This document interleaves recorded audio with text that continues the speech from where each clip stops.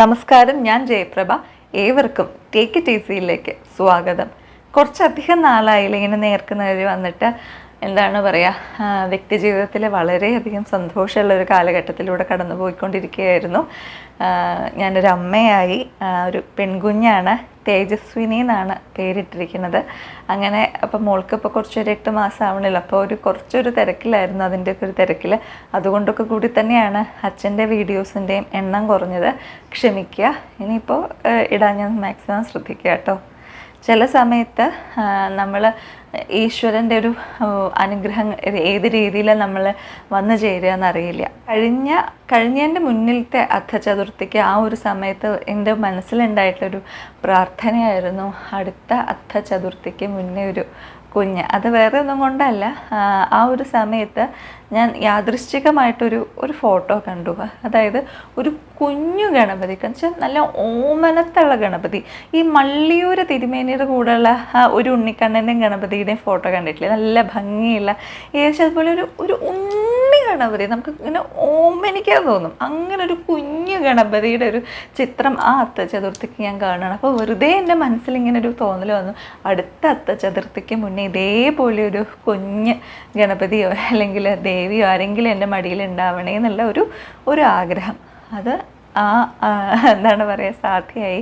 മറ്റേ പിന്നീട് വന്ന അത്തചതുർത്ഥി ആകുമ്പോഴേക്കും എന്താണ് അതിൻ്റെ ഒരു അനുഗ്രഹം ഭഗവാന്റെ ഉണ്ടായി എന്നുള്ളതാണ് എനിക്കിവിടെ ഒരു സന്തോഷമായിട്ടുള്ളൊരു കാര്യം നിങ്ങളോട് പറയാനുള്ളത്. പിന്നീട് ഇനിയിപ്പോൾ നമ്മുടെ പ്രധാന വിഷയത്തിലേക്ക് കടക്കാം. അത്തചതുർത്ഥിയാണ് ഈ വരുന്ന ശനിയാഴ്ച അല്ലേ? അതായത് ചിങ്ങമാസത്തിലെ എന്ന ചതുർത്ഥി. അതിൻ്റെ ഒരു പ്രത്യേകത എന്ന് പറഞ്ഞു കഴിഞ്ഞാൽ, നമ്മളിപ്പോൾ പറയാറുണ്ട് ചതുർത്ഥിക്ക് ഉദിച്ച ചന്ദ്രനെ കാണരുത്, അല്ലെങ്കിൽ നിന്നെ കാണുന്നതേ ചതുർത്ഥിയാണ്, അങ്ങനെ ശൈലികളൊക്കെ കേട്ടിട്ടില്ലേ? അതിൻ്റെ കഥ അറിയാലോ അല്ലേ? ഒന്നുമില്ല, ഗണപതി ഭഗവാൻ എവിടെയോ ഒരു നല്ലൊരു സദ്യ കൊണ്ടിട്ട് കുറച്ച് ഉണ്ണിയപ്പം വായിലും മോദകം കയ്യിലൊക്കെ ആയിട്ട് നല്ല സന്തോഷമായിട്ട് വയറൊക്കെ വീർത്തിട്ട് ആ ഒരു സന്തോഷമായിട്ട് ആട്ടവും പാട്ടൊക്കെ ആയിട്ട് നമ്മുടെ എലിയുടെ മുകളിൽ, മൂഷികവാഹനാണല്ലോ അല്ലേ, അപ്പം എലിയുടെ പുറത്ത് കയറിയിട്ട് ഇങ്ങനെ വരുന്ന സമയത്ത് ഏതോ ഒരു വരമ്പത്ത് കൂടെ പോകുമ്പോൾ എലിയിറക്കൊന്ന് ജസ്റ്റ് സ്ലിപ്പായി. അങ്ങനെ ഭഗവാൻ ഒന്ന് നിലത്ത് വീഴണ്ടായി. ആ സമയത്ത് ഭഗവാന് കൺഫ്യൂഷൻ. എണീക്കലല്ല, ആദ്യം വായിലിരിക്കണോ ഉണ്ണിയപ്പം കഴിക്കണോ, കയ്യിൽ പോവാറായിട്ടുള്ള മോദകം പിടിച്ച് നിർത്തണോ, താഴെ വീണതിനെ എടുക്കണോ, അങ്ങനത്തെയൊക്കെയുള്ളൊരു കൺഫ്യൂഷനായിട്ടിരിക്കുമ്പോൾ മോളിൽ നിന്നൊരു ചിരി. നോക്കുമ്പോൾ ആരാണ്? ചന്ദ്രൻ. നിങ്ങൾക്കറിയാമല്ലേ, ചതുർത്ഥി ആകുമ്പോൾ വലിയ ചന്ദ്രനായുണ്ടാവില്ല, ഒരു ചന്ദ്രക്കലയെ ഉണ്ടാവുക അല്ലേ, തേങ്ങാപ്പൂള് പോലൊരു ചന്ദ്രക്കല. ആ സമയത്ത് ഭഗവാന് ദേഷ്യമൊക്കെ വന്നു. ശരിക്കൊന്ന് ആലോചിച്ച് നോക്കൂ, ബോഡി ഷേമിങ് ഇത്രയും കേട്ടിട്ടുള്ളൊരു ഭഗവാനുണ്ടോ? ഇന്നത്തെ കാലത്തൊക്കെ ആണെങ്കിൽ എന്തൊക്കെ പറയാല്ലേ, ആനയുടെ തലയാണ്, കൊട വയറാണ്, നടക്കാൻ പറ്റില്ല, മറ്റേതാണ് മറിച്ചതെന്നൊക്കെ പറഞ്ഞിട്ട് എന്തൊക്കെ പാവം കേട്ടിട്ടുണ്ട്. പക്ഷെ ദേഷ്യം വന്നു കേട്ടോ ഗണപതി ഭഗവാന്. അങ്ങനെ ചന്ദ്രനെ കണ്ടിട്ട് ശപിച്ചു. നിന്നെ ഇനി കാണുന്ന ആൾക്കാരെ ലിപ്യരാവട്ടെ, പരിഹാസ്യരാവട്ടെ, അല്ലെങ്കിൽ അവരെ പറ്റിയിട്ടുള്ള അപവാദങ്ങൾ കേൾക്കട്ടെ എന്ന് പറഞ്ഞിട്ട് ശപിച്ചു. അയ്യോ, നമ്മൾക്കിങ്ങനെ അപ്പം പക്ഷെ എന്താണില്ലേ, ശാപമൊക്കെ കൊടുത്തു. അപ്പോഴാണ് ചന്ദ്രനൊരു ബോധം ഉണ്ടായത്. ഒന്നാമത് നമുക്ക് ചന്ദ്രനെ കാണാതെ ജീവിക്കാൻ പറ്റൂ? സൂര്യചന്ദ്രന്മാർ സത്യങ്ങളായിട്ടുള്ള ഒരു പ്രപഞ്ച സത്യങ്ങളാണ് അവർ. മാത്രമല്ല ഏതെങ്കിലും തരത്തിൽ അവരെ കാണാതെ എങ്ങനെയാ? മാത്രമല്ല ഇപ്പം ആരെ കളിയാക്കിയത്? ഗണപതി ഭഗവാനെ, ഗണങ്ങളുടെ നായകനെയോ, അഖിലാണ്ടേശ്വരനായിട്ടുള്ള പരമശിവന്റെ പുത്രനെയോ, ശക്തി സ്വയം ഉണ്ടാക്കിയിട്ടുള്ള ആ പാർവതി പുത്രനെയോ, ആരെയാണ് ഇപ്പം ഞാൻ കളിയാക്കിയത്? അതോ സിദ്ധി ബുദ്ധിയുടെ ജേതാവിനെയോ, അതോ ശുഭലാഭത്തിൻ്റെ അധിപനെയോ? അപ്പോഴാണ് ചന്ദ്രൻ ആ ബോധോദയം ഉണ്ടായത്. പക്ഷെ ആൾക്കാർ അതൊന്നും നോക്കില്ലല്ലേ. ഒരാൾ വീണ് കണ്ട എല്ലാവർക്കും ഉള്ളതാണ്. കൈ കൊടുക്കണതിന് പകരം ആദ്യം കൂട്ടത്തിലൊരു ചിരി ഉണ്ടാവുക. പക്ഷെ അത് വീണ് കിടക്കുന്ന ആൾക്കാർക്കായിരിക്കും അതിൻ്റെ ബുദ്ധിമുട്ടുണ്ടാവുക അല്ലേ. അങ്ങനെ ചന്ദ്രനും കയ്യിൽ നിന്നൊരു അബദ്ധം പറ്റി. അപ്പോൾ ക്ഷമ ചോദിച്ചു. ഒന്ന് ക്ഷമിക്കണേ എന്ന് പറഞ്ഞിട്ട് പശ്ചാത്താപത്തോടു കൂടിയിട്ട് കണ്ണീർ വാർത്തുകൊണ്ട് ചന്ദ്രൻ ഗണപതിയോട് മാപ്പ് ചോദിച്ചപ്പോൾ, ശരിയാണ്, നമ്മൾ കേട്ടിട്ടുണ്ടല്ലേ, ക്ഷിപ്ര കോപി മാത്രമല്ല ക്ഷിപ്രപ്രസാദിയാണ്. കോപമൊന്നുമല്ല, എന്നാലും ദേഷ്യം വരും, അത് ആർക്കായാലും വരുമല്ലോ, സ്വാഭാവികമാണല്ലോ. പക്ഷെ ഗണപതി ഭഗവാൻ അത്രയും പെട്ടെന്ന് സംപ്രീതനായിട്ട് പ്രസാദം തരുന്ന, ഭക്തർക്ക് പ്രസാദിക്കുന്ന ഒരു ഭഗവാനാണ്. അപ്പോൾ അദ്ദേഹത്തിൻ്റെ മനസ്സലിഞ്ഞു. പാവം, ഒരു അബദ്ധം പറ്റിയതല്ലേ, ഇനിയിപ്പോൾ പറഞ്ഞു എന്നേന്നല്ല ആരെയും ഒരാൾ വീണ് കിടക്കുമ്പോഴല്ല പരിഹസിക്കേണ്ടത് എന്നുള്ള ഒരു പാഠം പറഞ്ഞിട്ട് പറഞ്ഞു, എന്തായാലും ഞാൻ പറഞ്ഞത് നിൻ്റെ തെറ്റിനുള്ളത് തന്നെയാണ്, പക്ഷെ തെറ്റ് ചെയ്താൽ ശിക്ഷ ഉണ്ട് അല്ലേ. എന്നാൽ ഒരു കാര്യം ചെയ്യാം, ഇന്നത്തെ ദിവസം, അതായത് ഈ ചിങ്ങമാസത്തിലെ അത്തം നക്ഷത്രം വരുന്ന ചതുർത്ഥിയോട് കൂടിയിട്ടുള്ള അന്ന് നിന്നെ കാണുന്ന ആ ചതുർത്ഥിക്ക് ഉദിച്ച നിന്നെ, ആ നീ അസ്തമിക്കുന്നത് വരെ ഉണ്ടല്ലോ, ചന്ദ്രനും ഉദയം അസ്തമയം ഉണ്ടല്ലോ, ആ സമയത്ത് നിന്നെ കാണുന്ന ആൾക്കാർക്കാവട്ടെ ഈ പരിഹാസവും അല്ലെങ്കിൽ അപവാദം കേൾക്കുന്ന ഒരു ഫലം ഉണ്ടാവട്ടെ, ഉണ്ടാവും എന്നുള്ള ഒരു രീതിയിൽ ഗണപതി ഭഗവാൻ ആ വലിയൊരു ശാപത്തെ ഒന്ന് ലഘൂകരിച്ചു കൊടുത്തു. അതാണ് പറയുന്നത്. നമുക്കറിയാം, പ്രധാനപ്പെട്ടിട്ട് വിളിച്ചാൽ വിളിപ്പുറത്തെത്തുന്ന 3 ദൈവങ്ങളെയാണ് നമ്മൾ ആദ്യം പറയുക. ഗണപതി ഭഗവാൻ, ഭദ്രകാളി, ഹനുമാൻ. ഈ 3 പേരെയും പെട്ടെന്നൊരു കാര്യം നടക്കണമെങ്കിൽ, ഉദ്ദിഷ്ട കാര്യത്തിന് പെട്ടെന്ന് എന്നുള്ളൊരു ഫലത്തിൽ വിളിക്കുന്നത് ആരെയാണ്? ഈ 3 ദൈവങ്ങളെന്നാണ് പറയുക. ബാക്കി 2 പേർക്കും അവരവരുടേതായിട്ടുള്ള ചുമതലകളുണ്ടെങ്കിലും ഇത് എല്ലാത്തിൻ്റെയും കൂടി ഓൾറൗണ്ടർ എന്ന് പറയുന്ന പോലെ എല്ലാ കാര്യത്തിനും വിളിക്കാൻ പറ്റിയിട്ടുള്ള ആളാരാണ്? ഗണപതി ഭഗവാനാണല്ലേ. അദ്ദേഹത്തിൻ്റെ ആ ആനയുടെ തല തന്നെ പറഞ്ഞു കഴിഞ്ഞാൽ ശരിക്കും കഥ പറയാം അല്ലേ. ശിവൻ്റെ ഒരു തല കളഞ്ഞ് പിന്നെ പാർവതിയുടെ ഇത് പ്രകാരം തിരിച്ച് പിന്നെ മഹാവിഷ്ണു പുറപ്പെട്ടു പോയിട്ട് വടക്കോട്ട് കണ്ട ആദ്യം വരുന്ന മൃഗത്തിൻ്റെ അത് ആനയായിരുന്നു, അതിൻ്റെ തലയെടുത്ത് വെച്ചതെന്നൊക്കെ കഥ വേണമെങ്കിൽ പറയാം. പക്ഷെ അതൊരു പ്രതീകാത്മകമായിട്ടൊരു കാര്യമുണ്ട്. ബുദ്ധി, ആ ഒരു വലിപ്പം, അത് മാത്രമാണോ? ബാക്കി എന്തിൻ്റെയൊക്കെയാണ് നമ്മൾ പറയാറില്ലേ, ബുദ്ധിയുടെയും സിദ്ധിയുടെയും ഭഗവാനാണ് അദ്ദേഹത്തിൻ്റെ ഭർത്താവ്. ബുദ്ധിയുടെയും സിദ്ധിയുടെയും ഭർത്താവ് എന്ന് തന്നെയാണ് പറയല്ലേ, അധിപനാണ് ഗണപതി. അപ്പോൾ എല്ലാത്തിൻ്റെയും, അതുപോലെ വിഘ്നങ്ങൾ മാറ്റാൻ ഒരു കാര്യം തുടങ്ങുമ്പോൾ അത് നമ്മൾ ആദ്യം ഗണപതി ഹോമം അല്ലെങ്കിൽ ഗണപതി പൂജിച്ച് നാളികേരം ഉടച്ച് നമ്മൾ ചെയ്യുന്നത് എന്തുകൊണ്ടാണ്? ആ വിഘ്നങ്ങൾ അങ്ങോട്ട് പോയിട്ട് അത് അത്രയും സ്മൂത്തായിട്ട് സുഗമമായിട്ട് ആ കാര്യം നന്നായി നടന്ന് പര്യവസാനിച്ച് അതിൽ സദ്ഫലം നമുക്ക് കിട്ടാൻ വേണ്ടിയിട്ട്, ഉദ്ദിഷ്ട ഫലം കിട്ടാൻ വേണ്ടിയിട്ടാണ് നമ്മൾ ആദ്യം എന്തിനാണ് ഗണപതി ഭഗവാനെ പ്രാർത്ഥിക്കുന്നത്. എന്തുമായിക്കോട്ടെ, ഇനി അത് ഏത് രീതിയിലുള്ള പൂജയായിക്കോട്ടെ, ഗണപതി ഹോമമാണ് ആദ്യം ചെയ്യുന്നത് അല്ലേ. എനിക്ക് തോന്നുന്നു സൂര്യകാലടി മനയിൽ ഒഴികെ ബാക്കി ഒരുവിധം എല്ലാ സ്ഥലങ്ങളിലും സൂര്യോദയത്തിന് മുന്നെയാണ് ഗണപതി ഹോമം നടത്തുക. സൂര്യൻ ഉദിച്ചു വരുന്നത്, ആ തീക്കനൽ പോലുള്ള പ്രകാശം വരുന്നത് ഗണപതി ഹോമത്തിലെ തീക്കനൽ, ആ ഹോമകുണ്ടത്തിൽ വരുന്ന തീക്കനൽ പോലെ ഉദിച്ചു നിന്ന് കാണണം. ആ ചൈതന്യം, ആ ഒരു പ്രകാശം സൂര്യന് കാണണം എന്നാണ് കേട്ടിട്ടുള്ളത്. സൂര്യകാലടി മനയിൽ മാത്രമാണ് സൂര്യൻ ഉദിച്ചതിന് ശേഷം, കാരണം അവിടെ എനിക്ക് തോന്നുന്നു സൂര്യനെ തന്നെയാണ് വിളക്കായിട്ട് സങ്കല്പിക്കുക എന്നിട്ടാണ് ഞാൻ കേട്ടിട്ടുള്ളത്. തെറ്റുണ്ടെങ്കിൽ ക്ഷമിക്കൂ കേട്ടോ. പിന്നെ നമുക്കറിയാം ഗണപതിയുടെ പ്രത്യേകിച്ചും ഈ അത്തത്തിലെ ചതുർത്ഥിക്ക് ഇത്രയും പ്രത്യേകത തന്നെ വരാൻ കാരണം ഈ ഒരു ദിവസം എന്ത് നമ്മൾ പ്രാർത്ഥിക്കുന്നത്, സാധാരണ രീതിയിൽ നമ്മൾ ഏകാദശി വ്രതം പോലെ, അതൊരു വ്രതം പോലെയല്ല സാധാരണ ഈ ചതുർത്ഥി ദിവസം നമ്മൾ ആചരിക്കാറുള്ളത്. അതായത് മത്സ്യമാംസാദികൾ വർജിച്ചുകൊണ്ട് രാവിലെ എഴുന്നേറ്റ് കുളിച്ച് ഭഗവാന് ഗണപതിയുടെ അമ്പലത്തിൽ പോയി പ്രാർത്ഥിച്ച് അന്ന് ഏതെങ്കിലും നേരം പോയിട്ട് പ്രാർത്ഥിച്ചിട്ട് ഗണപതി ഹോമം, അപ്പം അല്ലെങ്കിൽ മോദകം, അദ്ദേഹത്തിന് ഇഷ്ടമുള്ള സാധനം അത്രയും കൊടുത്ത് സംപ്രീതനാക്കുന്നത് പിന്നീടുള്ള ആ ഒരു നമ്മുടെ മനസ്സിൻ്റെ എല്ലാ ദുഃഖങ്ങളെയും മാറ്റിയിട്ട് സങ്കടമോചനം തന്നിട്ട് എന്താണോ നമുക്ക് വേണ്ടത് അതിനെ തരും. ഇപ്പം നിങ്ങൾക്ക് സമാധാനമാണോ വേണ്ടത്? ചില ആൾക്കാർക്ക് പൈസ ആവില്ല, സമാധാനമായിരിക്കും വേണ്ടത്. അതാണെങ്കിൽ അത്. ഇനിയിപ്പോൾ നിങ്ങൾക്ക് ആരോഗ്യമാണോ വേണ്ടത്? അതാണെങ്കിൽ അത്. ഏത് രീതിയിലായിക്കോട്ടെ.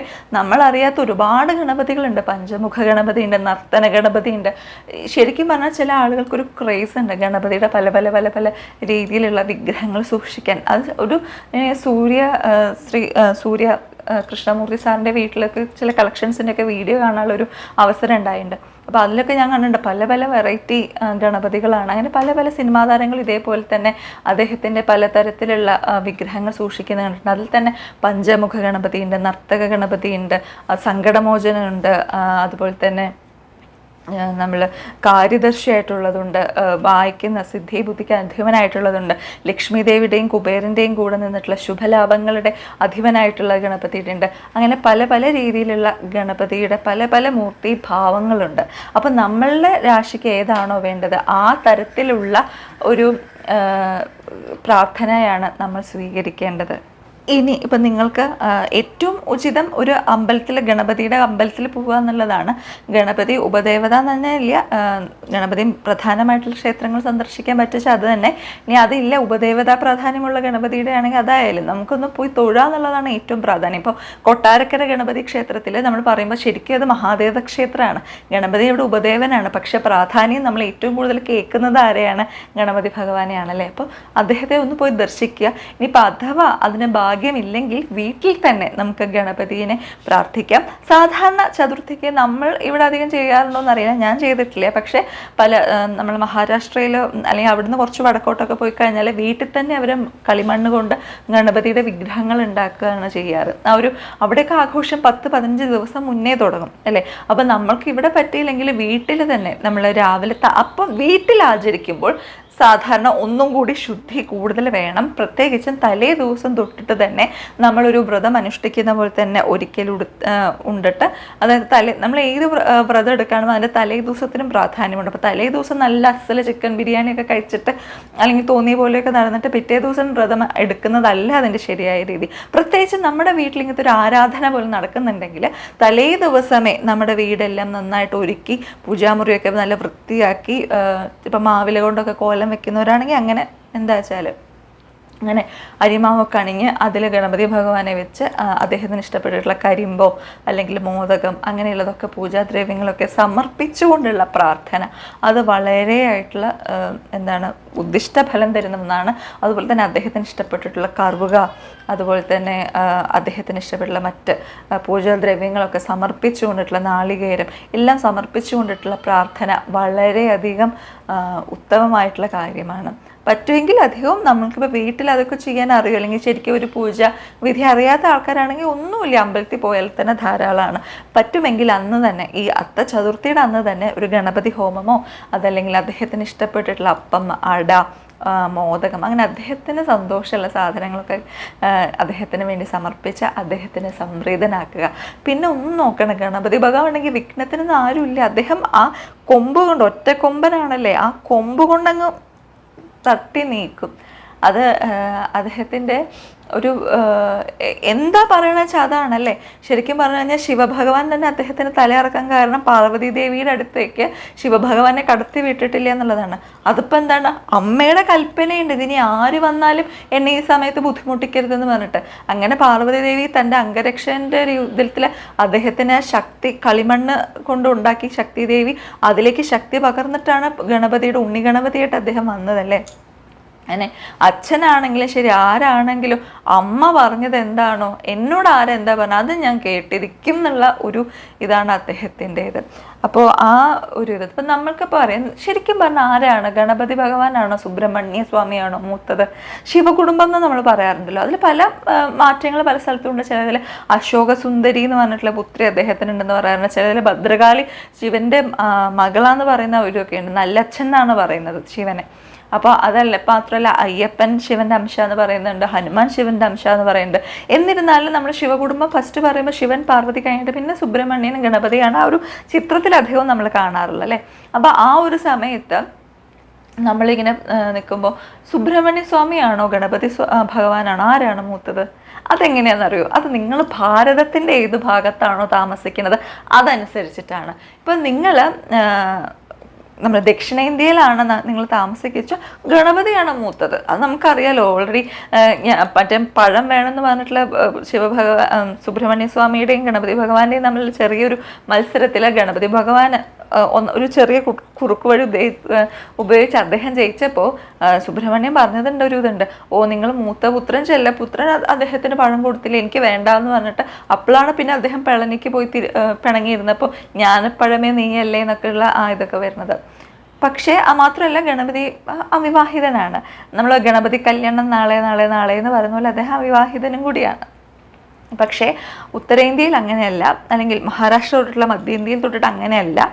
അവിടെ സുബ്രഹ്മണ്യ സ്വാമിയാണ് മൂത്തത്. കാരണം ശിവ പാർവതി പരിണയം പോലും താരകാസുരൻ്റെ നിഗ്രഹത്തിന് വേണ്ടിയിട്ട് ദേവന്മാരുടെ ഒരു ആലോചനയിൽ വന്നതാണ് പറയുന്നത്. അപ്പോൾ അവിടെ മൂത്തത് ആരാണ്? സുബ്രഹ്മണ്യ സ്വാമിയാണ് മൂത്തത്.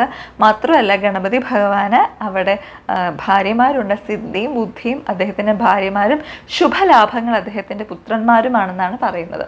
അപ്പോൾ സിദ്ധിയും ബുദ്ധിയും ശരിക്കും പറഞ്ഞാൽ ഈ ഭാര്യ ഭർത്തൃബന്ധം എന്നൊക്കെ പറയുന്ന പോലെ അങ്ങനെ ശരിക്കും പറഞ്ഞു കഴിഞ്ഞാൽ അത് കഥ തന്നെ വെക്കും. പക്ഷെ അത് ഞാൻ അതിനെ കാണുന്നത് ഈ സിദ്ധിയുടെയും ബുദ്ധിയുടെയും, ഒരുവന് ബുദ്ധി മാത്രം ഉണ്ടായിട്ട് കാര്യമില്ല, അവന് സിദ്ധിയും വേണം. ഈ സിദ്ധി ബുദ്ധി ഉണ്ടായിട്ട് കാര്യമില്ല, അവന് ശുഭവും ലാഭവും വേണം അല്ലെ, എന്നാലേ അവർക്ക് ജീവിതമുള്ളൂ. അപ്പൊ എല്ലാത്തിൻ്റെയും ഒരു അധിപൻ എന്നുള്ള രീതിയിൽ അദ്ദേഹത്തിന് ഓരോ പൊസിഷൻ കൊടുത്തിരിക്കുക. അതെന്നാണ് ഞാൻ മനസ്സിലാക്കിയത്.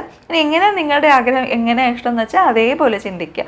പല ക്ഷേത്രങ്ങളുണ്ട് അല്ലേ, നമ്മുടെ കേരളത്തിൽ തന്നെ എടുക്കുകയാണെങ്കിൽ എൻ്റെ വീടിൻ്റെ അടുത്തുള്ള, ഞാൻ ജീവിക്കുന്ന കുന്നംകുളത്തിൻ്റെ, എൻ്റെ വീടിനടുത്ത് തൊട്ടടുത്തുള്ള കക്കാട് ശ്രീ മഹാഗണപതി ക്ഷേത്രമുണ്ട്. അപ്പോൾ അവിടെ, അതുപോലെ തന്നെ മാഥൂർ ഗണപതി ക്ഷേത്രം കാസർഗോഡ്, പിന്നെ നമ്മുടെ വടക്കുന്നാഥനിലെ ഗണപതി പ്രശസ്തമാണ്, കൊട്ടാരക്കര ഗണപതി, അങ്ങനെ ഒരുപാട് ഗണപതി, ഇടപ്പള്ളി ഗണപതി അല്ലേ, അങ്ങനെ ഒരുപാട് ഗണപതി തന്നെ പ്രധാനമായിട്ടുള്ള ആരാധനാമൂർത്തിയായിട്ടുള്ള രാജവംശം വരെ നമുക്കുണ്ടായിരുന്നു. അപ്പോൾ അങ്ങനെ എന്തുകൊണ്ടും നമ്മൾ ഉദ്ദിഷ്ട കാര്യത്തിന് ഫസ്റ്റ് വിളിക്കുമ്പോൾ, സങ്കടമോചനത്തിന് വിളിക്കുമ്പോൾ, വിഘ്നങ്ങൾ അകറ്റാൻ വിളിക്കുമ്പോൾ, എന്തിനാണോ വിളിക്കുന്നത് ഉദ്ദിഷ്ട കാര്യത്തിന് ആദ്യം നമ്മുടെ മുന്നിൽ എത്തുന്ന ദൈവം തന്നെയാണ് ഗണപതി. ആ ഒരു ഇൻറ്റൻസിറ്റി നമ്മൾ കെമിസ്ട്രി പഠിക്കുമ്പോൾ ഒരു പറയല്ലേ, ഒരു കാറ്റലിസ്റ്റിനെ നമ്മൾ ഉൾപ്രേരകം എന്ന് പറയും. അതെന്താണ്, സാധാരണ പ്രക്രിയ പോകുന്നതിനെ ഒന്നങ്ങോട്ട് സ്പീഡാക്കും അല്ലേ. ആ ഒരു അനുഭൂതിയായിരിക്കും, അല്ലെങ്കിൽ ആ ഒരു അനുഭവമായിരിക്കും നിങ്ങൾക്ക് ഈ ഒരു പ്രത്യേക ദിനത്തിൽ പോലും ഭഗവാനെ ആശ്രയിക്കുമ്പോൾ കിട്ടുന്നത്. ഇവിടെ ഞാൻ അച്ഛൻ പറഞ്ഞിട്ടുള്ളൊരു കഥ എനിക്ക് ഓർമ്മയുണ്ട്, കക്കാട് ഗണപതി ക്ഷേത്രത്തിനെ പറ്റിയിട്ടുള്ളത്. അതായത് എൻ്റെ ഈ ചാനൽ കാണുന്ന ആൾക്കാർക്കറിയാം, എൻ്റെ അച്ഛനൊരു ജ്യോതിഷ പണ്ഡിതനാണ്. അദ്ദേഹമാണ് നമ്മുടെ വീഡിയോസിൽ, പെരിങ്ങോട് ശങ്കരനാരായണ നമ്മുടെ ഈ വീഡിയോയിൽ അധികം ജ്യോതിഷത്തിൻ്റെ ചാനലിൽ അധികം കൈകാര്യം ചെയ്യുന്നത് അച്ഛൻ തന്നെയാണ്. അപ്പോൾ അദ്ദേഹം പിന്നെ മുഖ്യാചാര്യൻ്റെ പേര് ഞാൻ മറന്നുപോയി, ക്ഷമിക്കൂ. കാരണം ഞാനിത് എൻ്റെ 4-5 വയസ്സ് കേട്ടിട്ടുള്ളൊരു കഥയാണ്, കക്കാട് ഗണപതിയുടെ ഒരു ശക്തി പറയുന്നൊരു കഥ. അതിലെന്താന്ന് പറയുന്നതെന്ന് പറഞ്ഞു കഴിഞ്ഞാൽ, അച്ഛൻ കൂടി പങ്കുകൊള്ളുന്ന ഒരു അഷ്ടമംഗല പ്രശ്നം അവിടെ ഉണ്ടായിരുന്നു. പക്ഷേ അതിൽ മുഖ്യ കാർമ്മികനായിട്ടുള്ള, അല്ലെങ്കിൽ മുഖ്യ ആചാര്യന് തലേദിവസം അദ്ദേഹം ബാംഗ്ലൂർ എവിടെ പോയിട്ട് വരികയായിരുന്നു. അപ്പോൾ ആ ക്ഷീണം കൊണ്ട് അദ്ദേഹം ഉറങ്ങിപ്പോയി. അതായത് രാവിലെ ഏകദേശം ഒരു 8 മണിക്ക് മുന്നേ തന്നെ ഈ പ്രശ്ന ആചാര്യന്മാർ ആ സ്ഥലത്ത് സന്നിഹിതരാവുന്നതാണ്. അപ്പോൾ അദ്ദേഹത്തിന് 7 മണിയായിട്ടും അദ്ദേഹം ഉണർന്നില്ല. കുന്നംകുളത്ത് നിന്ന് വലിയ ദൂരമൊന്നുമില്ല വീട്ടിലേക്ക്, പക്ഷേ അദ്ദേഹം ഉണരാൻ വൈകിപ്പോയി. അപ്പോൾ ശിഷ്യന്മാർക്കൊരു സംശയം, ഗുരുനാഥൻ അത്രയും യാത്ര കഴിഞ്ഞ് വന്നാണ്, ഇപ്പോൾ വിളിക്കണോ, വിളിച്ചു കഴിഞ്ഞാൽ അതൃപ്തിയാവോ, ഗുരുനിന്ദയാവോ, അപ്പോൾ എന്താ ചെയ്യേണ്ടതെന്നൊക്കെ സംശയമായിട്ടിരിക്കുന്ന സമയത്ത് നോക്കുമ്പോൾ ഒരു ആന അദ്ദേഹത്തിൻ്റെ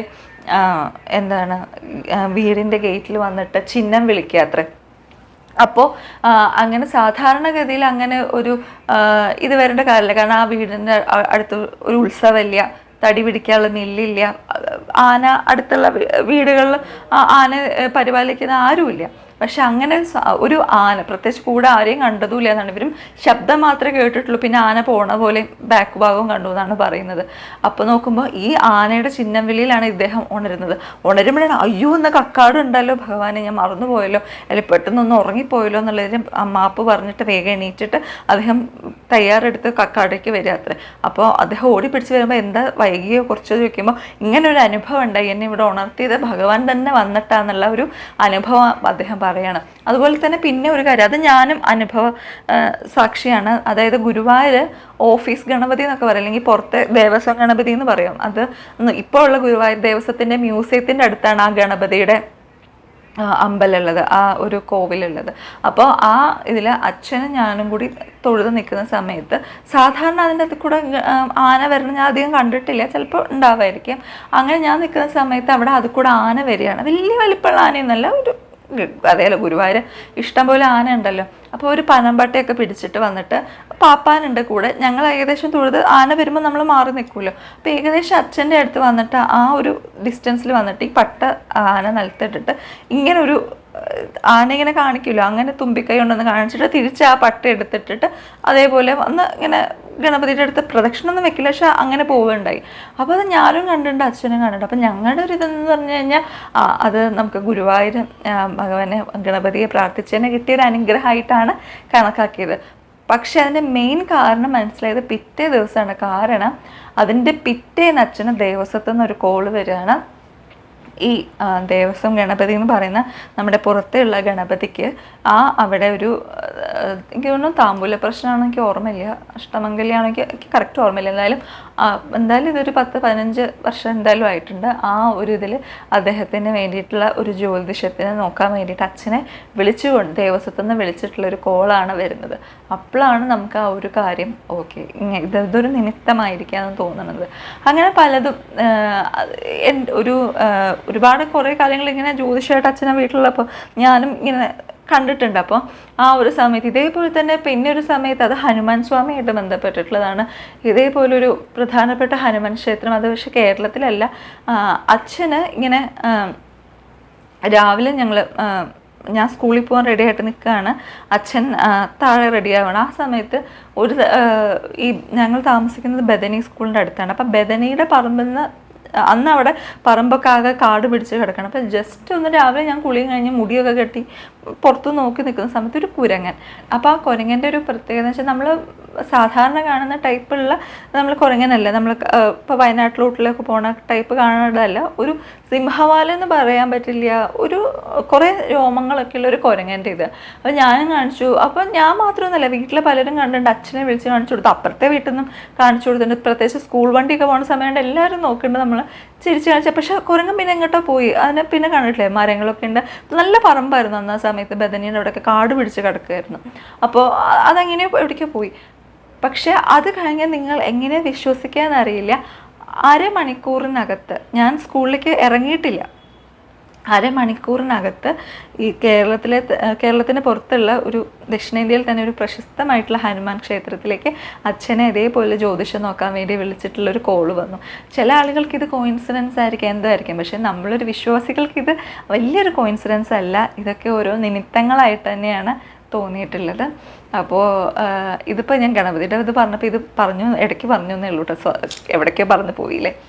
അങ്ങനെ അപ്പോൾ ഇതാണ് എനിക്ക് പറയുള്ളത്. അപ്പോൾ ഇതേപോലെ തന്നെ നിങ്ങൾക്ക് പല പല അനുഭവങ്ങളും ഉണ്ടാവും അല്ലേ. അങ്ങനെ നിങ്ങളുടെ മനസ്സിൽ തൊട്ടിട്ടുള്ള എന്തെങ്കിലും അനുഭവം ഉണ്ടെങ്കിൽ കമൻറ്റ് ചെയ്യൂ കേട്ടോ. കാരണം ചില ആളുകൾ പറയും ഇതൊക്കെ എന്താണ്, ഇതൊക്കെ സ്വാഭാവികമായിട്ട് നടന്നതായിരിക്കാം, കോയിൻസിഡൻസ് ആയിരിക്കാം. May be it's true. പക്ഷേ നമ്മളെപ്പോലെയല്ല, അല്ലെങ്കിൽ കുറച്ച് വിശ്വാസികൾക്ക് അത് പക്ഷേ വെറുതെ അതങ്ങനെ തള്ളിക്കളയാൻ പറ്റില്ല. അങ്ങനെ അപ്പോൾ ഇത്രയേ ഉള്ളൂ. അപ്പോൾ ശരി. അപ്പോൾ നാളെയല്ലല്ലോ, ശനിയാഴ്ചത്തെ ക്ഷമിക്കും കേട്ടോ. കാരണം ആഫ്റ്റർ പ്രഗ്നൻസി ചില വേർഡ്സൊക്കെ ചില ആൾക്കാർ പറയാറുണ്ടല്ലോ, പ്രഗ്നൻസി ബ്രെയിൻ എന്ന് പറയുന്നത് അത് ശരിക്കും ശരിയാട്ടോ. അപ്പോൾ കുറച്ച് നാളായിട്ട് ചിലതൊക്കെ ഇങ്ങനെ തിരിഞ്ഞും പറഞ്ഞൊക്കെ പറയാറുണ്ട്. അപ്പോൾ എല്ലാവർക്കും ഇനി വരുന്ന അത്തചതുർത്ഥി ദിവസം ഗണപതി ഭഗവാനെ വേണ്ടവണ്ണം നന്നായിട്ട് മനസ്സറിഞ്ഞ് പ്രാർത്ഥിച്ച് തൊഴുത് അദ്ദേഹത്തിന് വേണ്ടിയിട്ടുള്ള ആ ഒരു ദിവസം അദ്ദേഹത്തിനെ സ്മരിച്ച് നല്ല രീതിയിൽ അദ്ദേഹത്തിന് വേണ്ടിയിട്ട് ആ ഒരു ദിവസത്തെ മാറ്റി വെച്ചുകൊണ്ട് നന്നായിട്ട് ജീവിക്കാൻ കഴിയട്ടെ, നന്നായിട്ട് ആ ഒരു ദിവസത്തെ നമുക്ക് പ്രാർത്ഥനാപൂർവ്വം കൊണ്ടാടുവാൻ സാധിക്കട്ടെ എന്ന് ആത്മാർത്ഥമായിട്ട് പ്രാർത്ഥിച്ചുകൊണ്ട് ഞാൻ നിർത്തുകയാണ്. നമസ്കാരം.